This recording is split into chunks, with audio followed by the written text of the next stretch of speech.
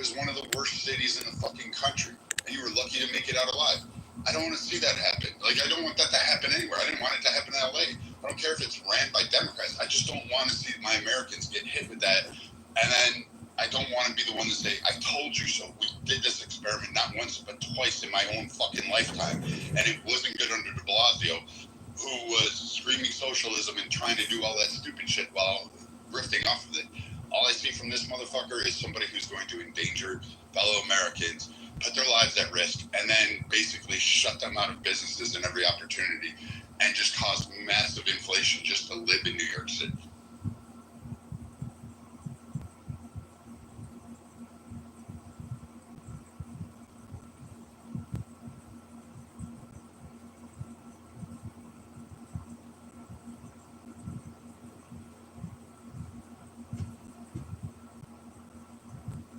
No, I hear you.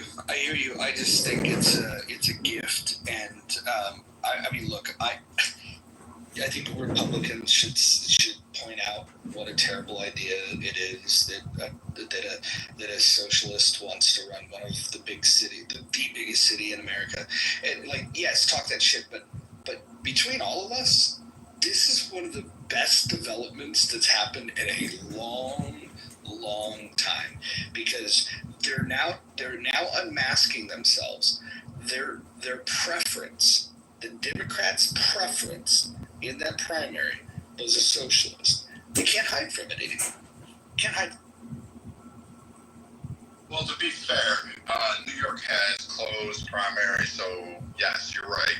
The Democrats own it. Independents couldn't vote, and non-affiliated party members, which you can label them independents, but some people just don't register.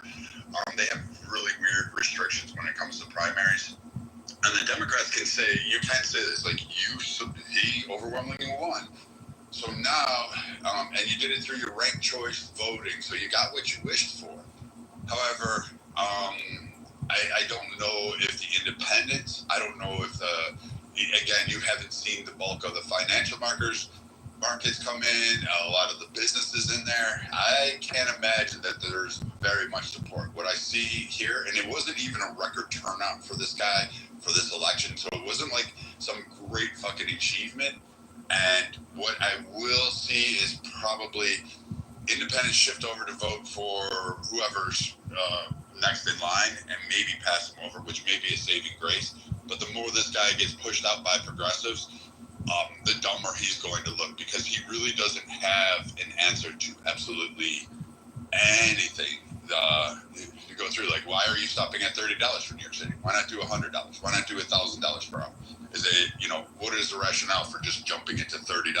The cost of living there? Oh, you're going to be able to stop inflation with price controls for rent? No, that didn't happen. What about the other goods? Oh, you're going to make free subways? Okay, so that's going to draw down your tax bill. You're not collecting money. And the amount, I don't get it. It's almost as bad as Hochul's, what was that? The gas tax or the transportation tax that you wanted to implement. If you had to travel into New York City, you had to pay a tax. Like, these ideas are dumb. And it always seems to affect middle income and poor people more so than it does these, socialists that want to sit atop of the food chain and just make these stupid fucking policies that really undermine your ability to have an everyday life.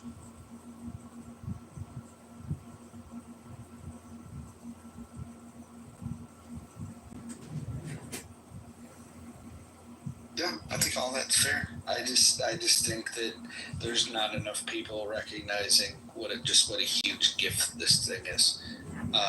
In fact, if the guy would have lost in the primary, you wouldn't have that, right? Like if Cuomo won, for example, if he would have won and advanced, it would have been business as usual. There would have been no additional ammunition. I think this is such a good thing, especially how radical that guy is.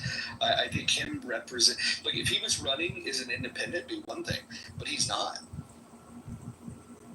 Well, as soon as he defunds the police, or the police turn their back, and let's not forget, the police did this in New York City. They turned their back on de Blasio. They decreased increase their visibility. They didn't go to necessarily every cause. And what was the community in New York City screaming about? Well, we need to get this under control, blah, blah, blah, blah, blah. You guys did a 180 after defund the police movement ended, and in fact increased and wanted to bring about more training, more police on seats to control more of it. You were terrified around New Year's Eve. You were terrified around a multitude of events. And now you want to end all that because now this guy's up here and these progressives think some fat, obese social worker at whatever rate you're going to pay them is somehow going to fix the crime problem. No, that's not going to happen. No, there's no way in hell. We did this shit twice in my lifetime, and it has never fucking worked.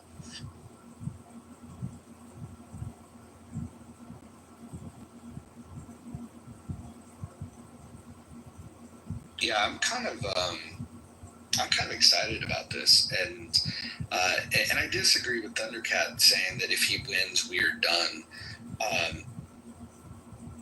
Look, I will feel bad for the people of New York City, but I think net it would be a good thing if this guy wins, because he would run the city into the fucking ground, and it'll be the use case that we can point to from here to eternity.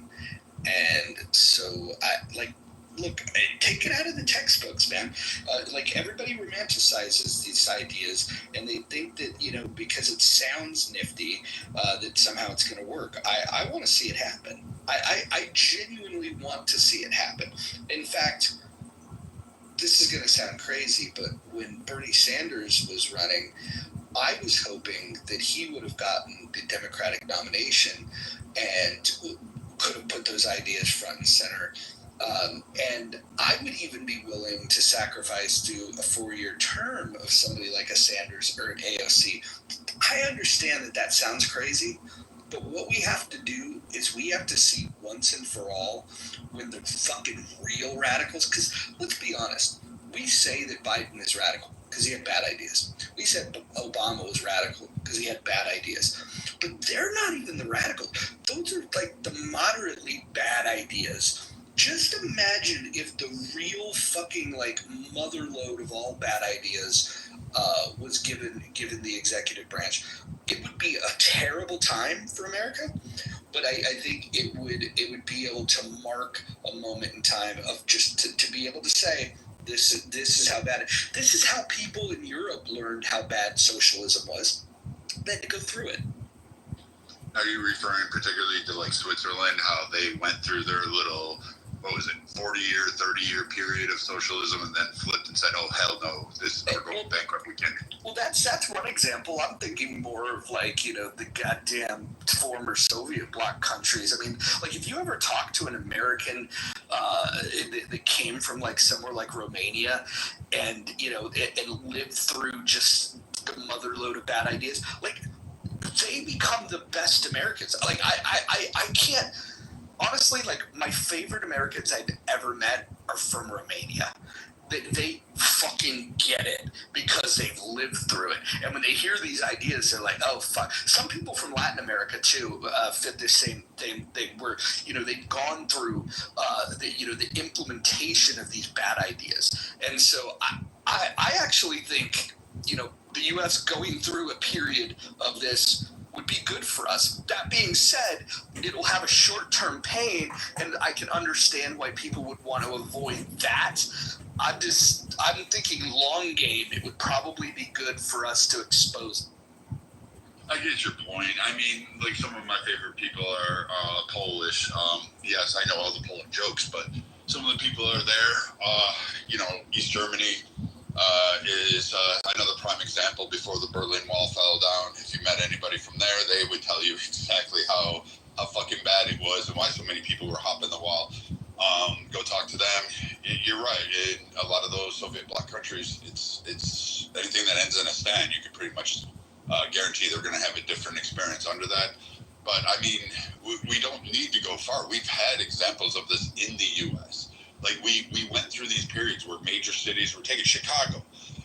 I'm not trying to pick on people in Chicago, and I'm not picking on demographics or anything like that. But how great is fucking Chicago? The heartbeat of Middle America, the city that was wrought with beautiful history, beautiful